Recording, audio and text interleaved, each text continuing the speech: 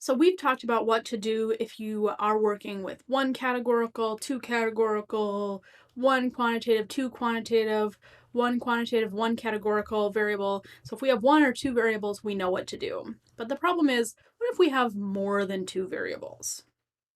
So data visualization, just to give you a quick idea, it's a way to map variables in your data into marks on paper, either real paper or sort of digital paper. And we've seen a bunch of examples of data visualization. So here is a bar chart in the wild. This is a categorical variable, who said the line in the office. And you can see that Michael has more lines than anyone else in the office. This is a histogram in the wild about how many calories there are in the foods that people order in Chipotle, and then they're showing you that most of the orders end up around 1,000 calories. Sometimes you could eat more than 2,000 calories. About 2% of meals had more than 2,000 calories. So that's kind of the percent of the distribution that's as extreme or more extreme. This is a scatter plot in the wild from an article about privacy policies on websites. It is the minutes to read the privacy policy versus how hard it is to read the privacy policy. So some are quick to read, but they are hard to read, like things up here. Some of them take a long time to read, but maybe are not as hard to read, and then some are pretty easy and pretty quick. So those are some examples of data visualization. But what if you have more than two variables? You need to get creative. So here are the attributes that we have in order to make data visualizations. We have shape, size, different kinds of color, texture. We've got points, lines, and areas. And we're going to try and map variables in our data set to visual attributes. So if we were going to add another variable to a scatter plot, like we had this plot of the enrollment of a college versus the room and board that they choose, and maybe we want to know, is it the same relationship between private and public colleges? So how would we display that third variable? We've got two quantitative variables already. Now let's throw in a categorical variable. Well, one way would be to add color as an attribute. So now I can really see that there's a kind of this cluster of points here that are private schools, and then this is the public schools. Another way I could do it is I could break this into two side-by-side plots, kind of like we did with side-by-side box plots. And then I could see these are the ones that are not private, and these are the ones that are private. So part of this is about breaking things down. And we can do the same thing if we have a relationship between categorical variables. So there's this kind of famous example about kidney stone treatment, and there's a nice explorable explanation of this kidney stone treatment problem. So I'm going to open that up on the web.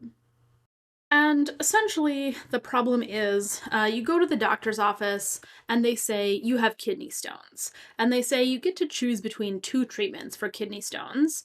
And, we could have a categorical variable of success and say, was the treatment successful, yes or no? So we have two treatments, that's a categorical variable. We've got success, that's another categorical variable. And we could do a two-way table. And we could find the success rate for each of the treatments. So, treatment A, 76% effective, treatment B, 81% effective. The doctor says, which one do you want? And you say, I guess B? And then the doctor says, well, this is really fun. The study also had this other categorical variable, which was whether the person had large kidney stones or small kidney stones. The patient says, yeah, this is really fun. And for those subgroups, if we look at the people with small stones, treatment A was 90% effective, and treatment B was 85% effective. And with people who had large stones, treatment A was 70% effective, and treatment B was 65% effective. And the patient says, you're kidding. Now A is better for both small and large stones?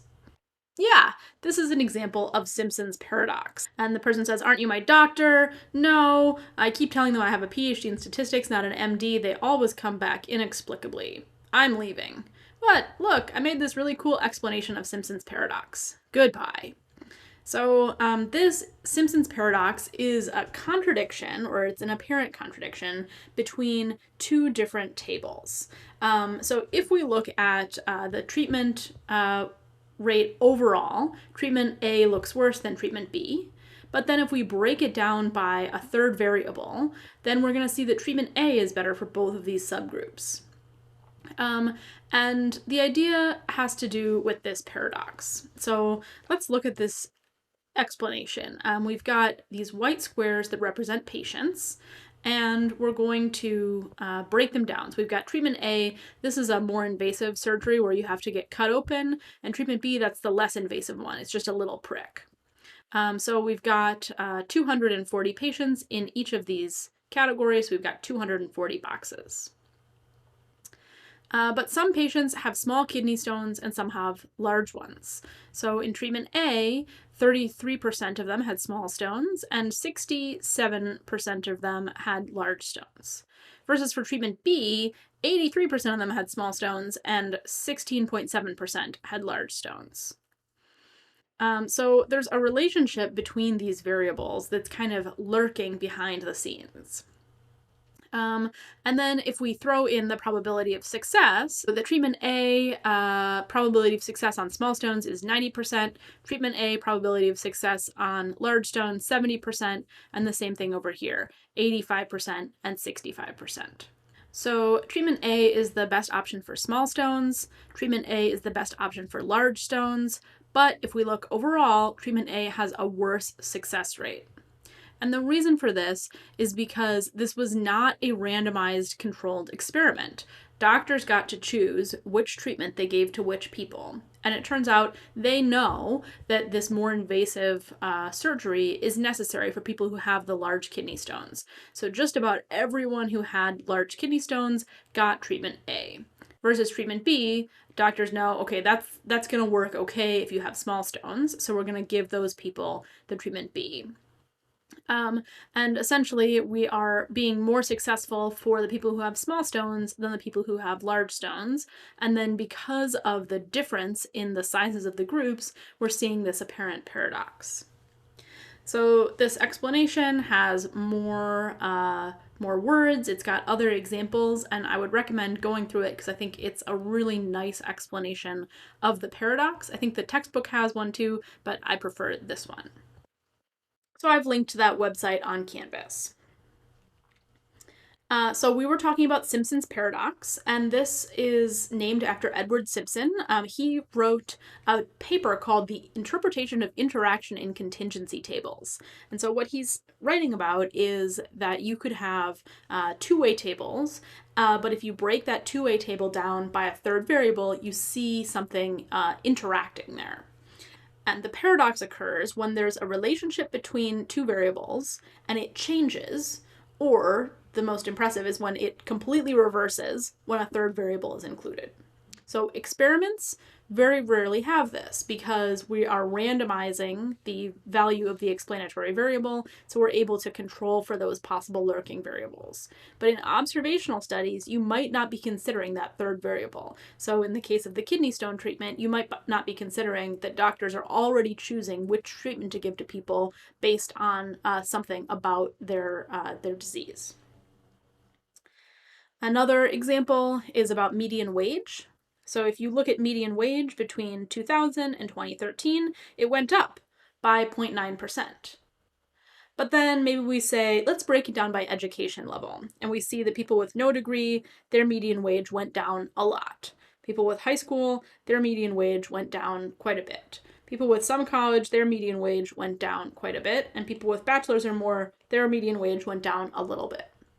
So again, we're seeing a complete change in the direction of the effect. It looked positive before, and now all of the subgroups look negative.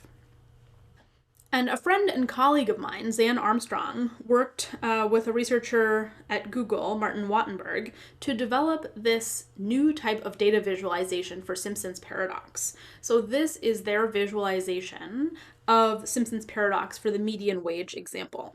And what this is showing is the number of people employed against the median weekly wage. And then each one of these little arrows is showing a different group. So we've got the bachelor's people, we've got the overall group, we've got the some college, high school, and no high school. So this is the overall, and this is showing that from 2000 to 2013, it went up. It went up a little bit. And the blue ones of the subgroups mean it increased the number employed, and the orange means they decreased the number employed. So if you look at no high school, it looks like they decreased the number employed. If you look at high school, they decreased the number employed. If you look at some college, they increased the number employed. And if you look at bachelors, they increased the number employed. So the paradox is due to the fact that the bachelor's group had a higher median weekly wage overall. And so then even though their wage went down over time, the fact that the group was increasing in size meant that the overall median wage went up. So even though they were making less money, there were more of them, and they were able to drag up the median. So we've said that the median is resistant to outliers, but if a whole big group moves in a particular direction, the median is going to move. So Zan and Martin developed this data visualization for use basically internally at Google for people who are working on data analysis and need to be able to spot when Simpson's paradox might be occurring. And I think this data visualization takes a little bit of practice in order to read. It's not one of the simple visualizations that we've talked about earlier in this chapter, but it can be really useful for people who need to be able to see that potential paradox.